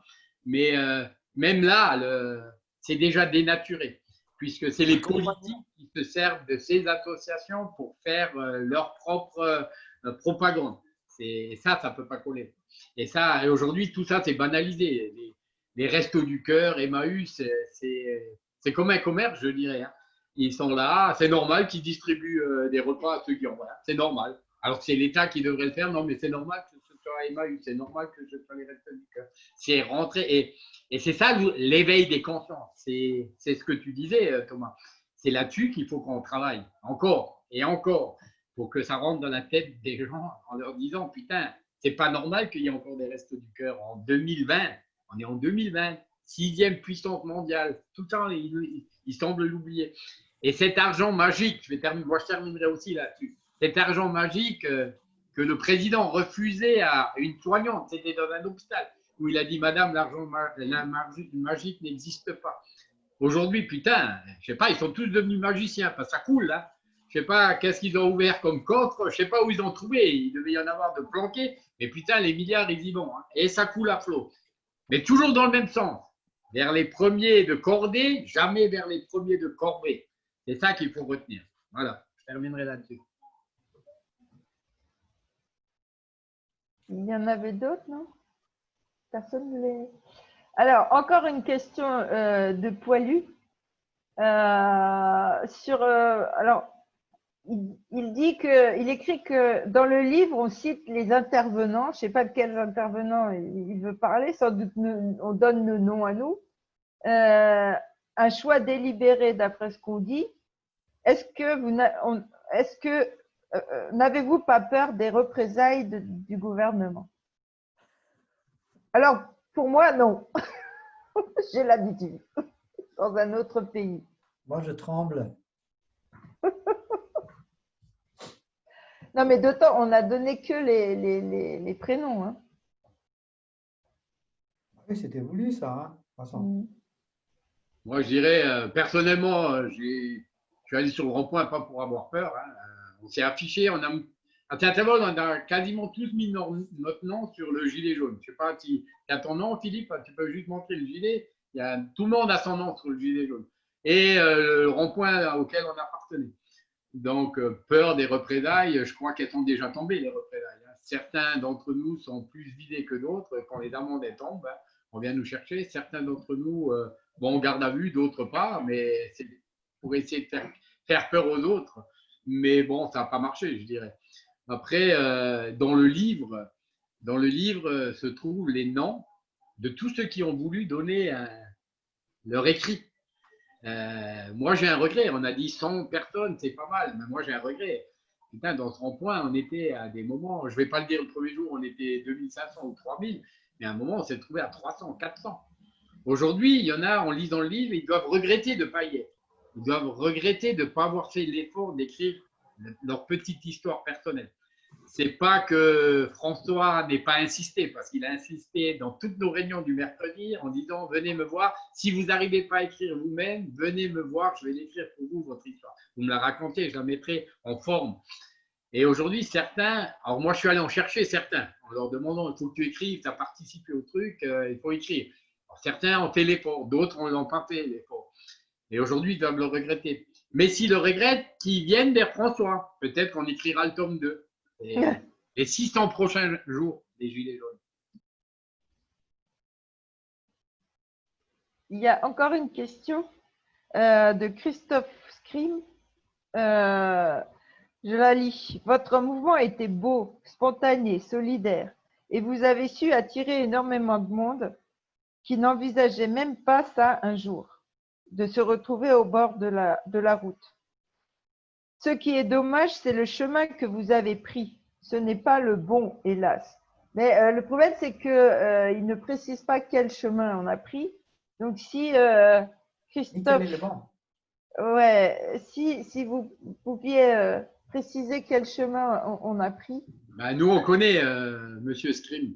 Ah. Ça, lui, c'est dans les violences policières qu'il n'était pas d'accord. Quand on a commencé à dénoncer les violences policières, parce qu'il est policier, il s'est senti visé. Alors que ce n'est pas lui qu'on visait, c'est bien le dernier qu'on aurait visé. parce que c'était un, je sais pas si on dit super flic, ou je dirais super gars. C'est un bon flic. Le mec, il était cool, il était clean. Après, il n'a pas supporté peut-être qu'on dénonce ses collègues, entre guillemets, je dirais, parce que quand je suis clean, le mec qui est pas clean, c'est pas mon collègue à moi. Moi, c'est comme ça que je fonctionne. Et je pense que lui aussi, c'est comme ça qu'il fonctionne. Et après, il s'est peut-être pris parce qu'il avait l'uniforme de certains gilets jaunes qu'il ne le connaissaient pas. C'est peut-être pris des insultes et des trucs comme ça. C'est peut-être ça le chemin qui dit que c'était peut-être pas le bon chemin. Mais sans rancune avec lui. C'est un super gars. Et je le dis encore aujourd'hui ici. C'est un super gars de crime, là, même s'il est policier. Voilà. Oui, mais parce qu'il n'y a pas d'autres questions pour le moment, donc je rebondis là-dessus, tu vois, et je vous pousse un peu plus loin, quoi, parce que en fait, bon, moi je connais bien le cas en Russie. Il y a énormément de violences policières. On parle de dictature, d'autoritarisme, etc. Et le problème, c'est que quand il y a des mobilisations, enfin, les mobilisations les plus visibles, les plus audibles, celles qui passent dans les médias, etc., c'est toujours contre ces violences, contre la dictature, etc. Tu vois. Et donc, ce qui passe plus, c'est ce qui est social, c'est ce qui est les revendications de justice sociale, de plus d'équité, d'égalité, de fraternité. Ça passe plus parce que la sphère politique, institutionnelle et médiatique est dominée par un des problèmes, quoi. Tu vois, ça limite vraiment le champ des possibles. Mais bon, c'est mon avis, hein.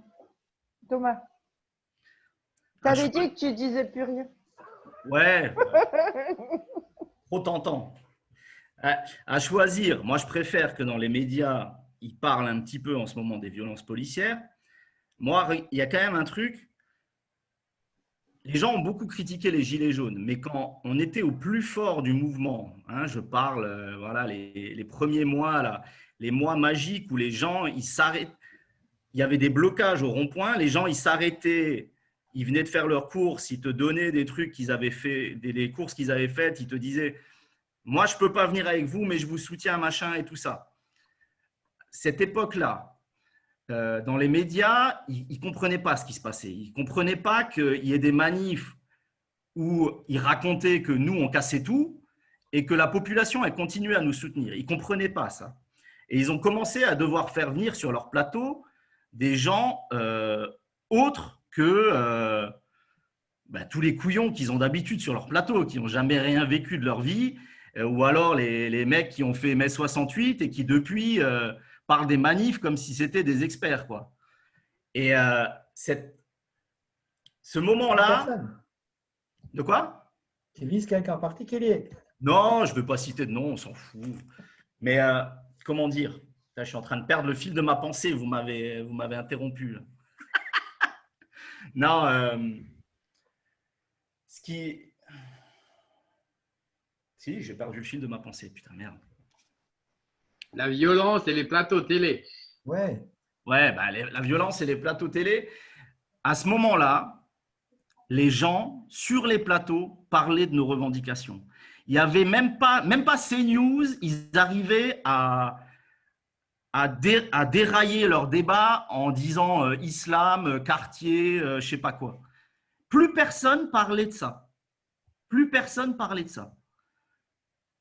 Et maintenant, ça y est, c'est reparti, quoi. Ils nous refont l'insécurité, voilà, les gens qui ne sont pas d'accord entre eux, machin, comme si c'était les trucs qui nous obsédaient. Et à cette époque-là où Macron a essayé de récupérer le truc en disant « je vais faire un grand débat, machin », mais on n'a pas le droit de parler de ça, parler de ça, parler de ça. Et lui, il mettait ses trucs en avant.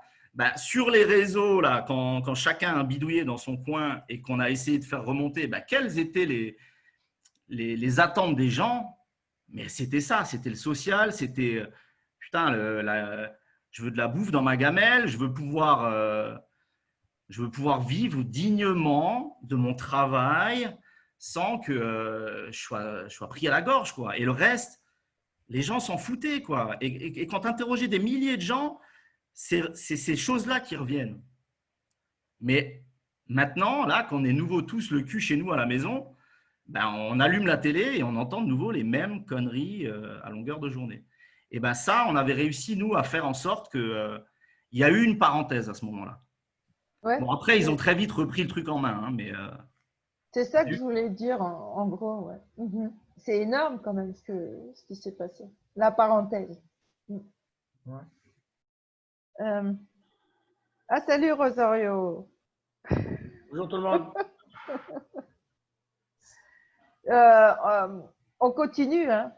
Alors voilà, un nouvel invité. Rosario, présente-toi quand même.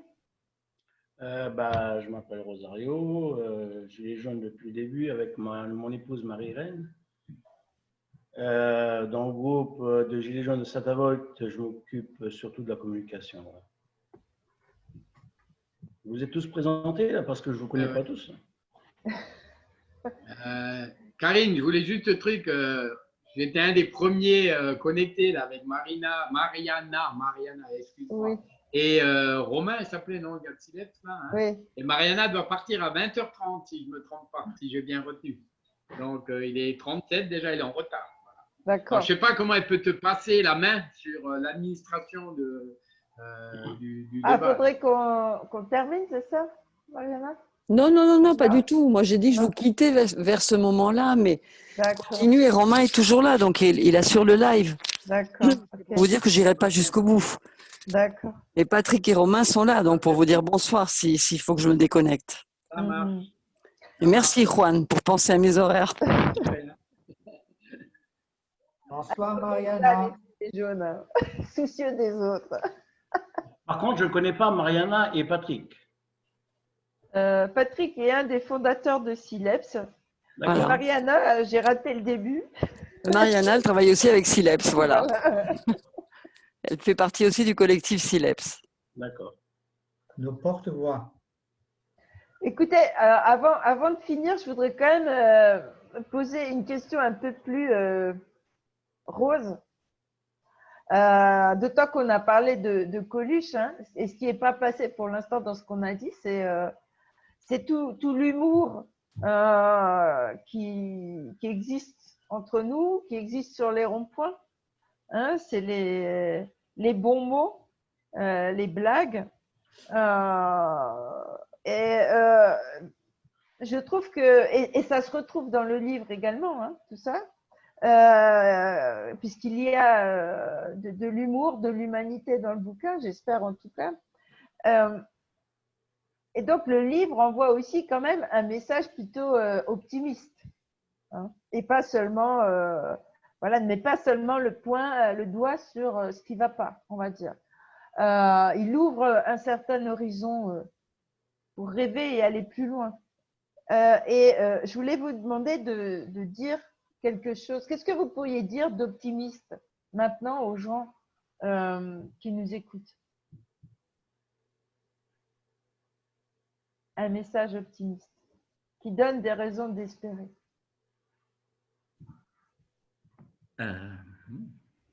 Ouais, Thomas. Je crois qu'il y a de plus en plus de gens qui l'ont vu aussi. Quand il y a eu ce premier confinement, là, il y a eu un tas de groupes comme ça, spontanés, qui se sont formés, d'entraide et tout ça. Et je pense que vraiment, le truc le plus important pour nous, mais c'est ce que je disais un peu avant, c'est que moi, ce qui me manque, c'est qu'on se retrouve tous en vrai.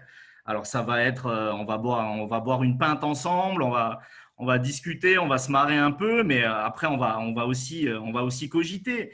Et c'est tout con, mais en fait, c'est ça l'intelligence collective, quoi. C'est quand on se retrouve tous ensemble, il y a quelque chose qui se passe, quoi. Et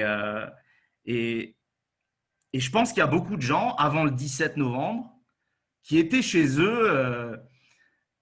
Voilà, tu es pris dans ton quotidien, tu es pris dans ton boulot et tout ça. Et quand ce truc est apparu et que tu passes ta journée sur le rond-point et que tu dis, bon, allez, on se retrouve demain, machin et tout ça, et qu'on ne voit pas le temps passer et qu'on a discuté de tout et de rien, mais que Voilà, c'est ça. C'est ces petites choses-là vécues ensemble qui sont difficiles à transmettre à ceux qui les ont pas vécues. Mais pour vivre ça, il faut aller vers les autres et partager ça ensemble, quoi.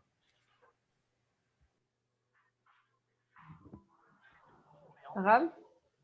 Alors moi, je vais juste dire que pour la première fois, quand je suis allée au Gilet jaune, comment je peux dire ça? J'ai pas eu honte, on va dire, de raconter mon vécu, la difficulté que j'avais à vivre, à subvenir à mes besoins, entre guillemets. Et donc, je pense que ouais, ça m'a aidé à me relever, en fait, le mouvement des Gilets jaunes. Et voilà. Et puis, j'ai envie de dire que je lâcherai pas, quoi. Je lâcherai pas. C'est important, important pour nous, important pour nos retraités et important surtout pour nos enfants, pour l'avenir de nos enfants. Parce que dans quel monde ils vont vivre, ces enfants?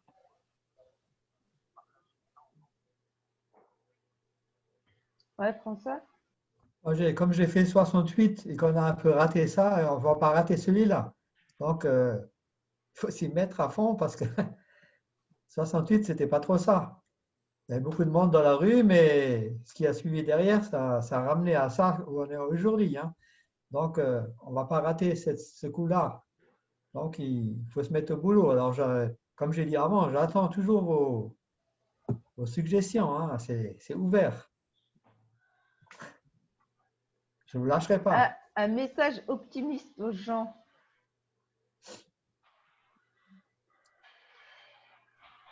Ouais.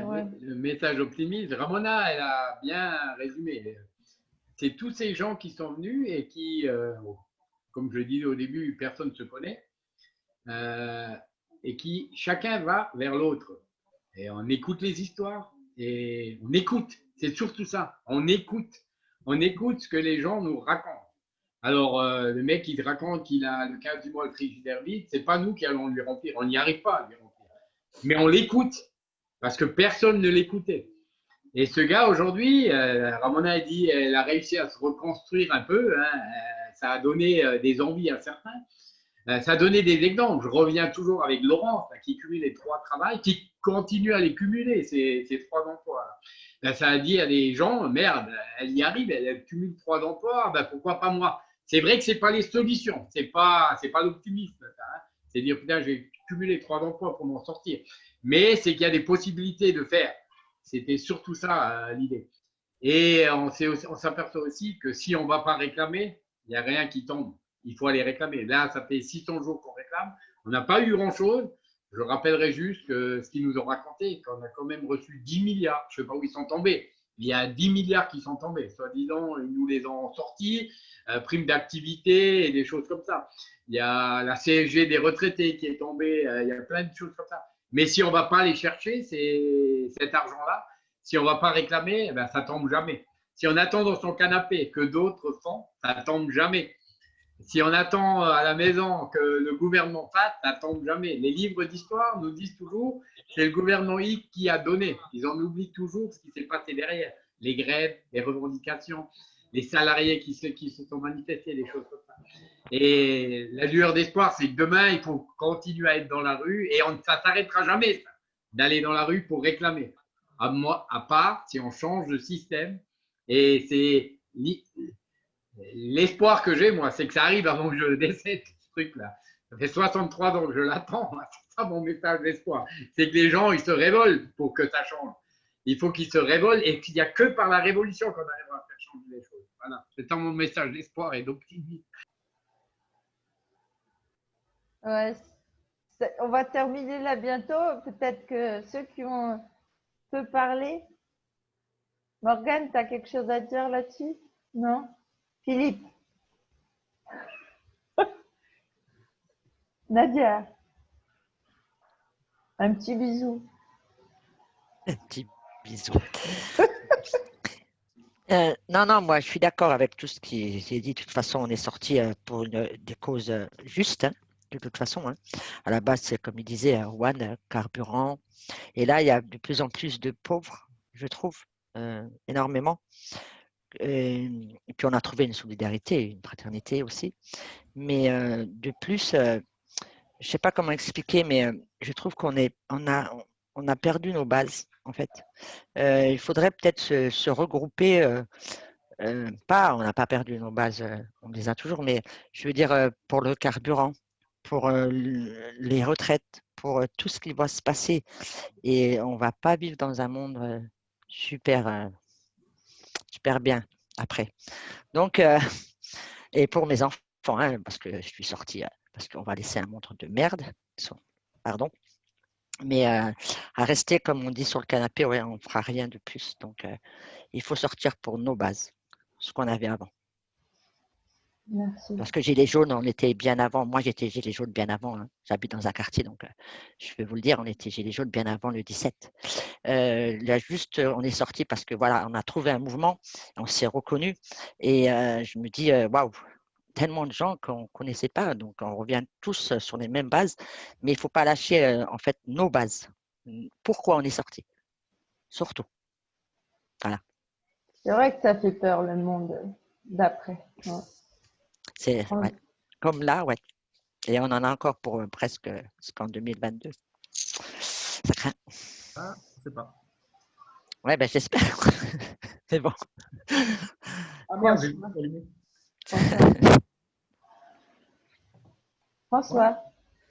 Moi, l'espoir que j'ai là, c'est de voir ce soir qu'il y avait plusieurs femmes qui étaient là et qu'elles ont pris la parole. Et là, c'est vraiment le meilleur espoir que moi j'ai. Plus il y aura de femmes dans le mouvement. Ça change. Vous me connaissez. Plus il y aura de femmes, et mieux ça ira. Et c'est bien qu'elles ont pris la parole ce soir. D'habitude, elles ne parlent pas, là, mais là, c'est bien. Bravo, mesdames. Elle ne parle pas parce que toi, tu parles trop. Je suis une ménagère comme les autres, moi. Hein. Bon, on va arrêter là. Juste, je voudrais lire ce que Mariana donc, nous a quittés. Hein. Et elle met il faut que je vous quitte. Vos témoignages, le livre et vous voir et vous écouter encore aujourd'hui à l'écran, c'est ça le message optimiste. Voilà. À bientôt sur le rond-point ou dans la rue. Parce qu'on est toujours là. Pour le tome 2. Rendez-vous au tome 2. C'est dans la rue que ça se passe. Voilà. Enfin, je pense qu'il faut retenir ça. Hein. On ne veut pas, on est là. Et peut-être un dernier mot pour les éditions Sileps. Les camarades, en fait, de Sileps, ça a été créé à l'origine pour donner la parole aux acteurs du mouvement social. Donc voilà, au nom des éditions Sileps, on voulait dire que pour nous, c'était le top, ce type de bouquin. Et ce live ce soir, c'est génial que vous ayez pu partager tout ça et on espère que la lutte continue.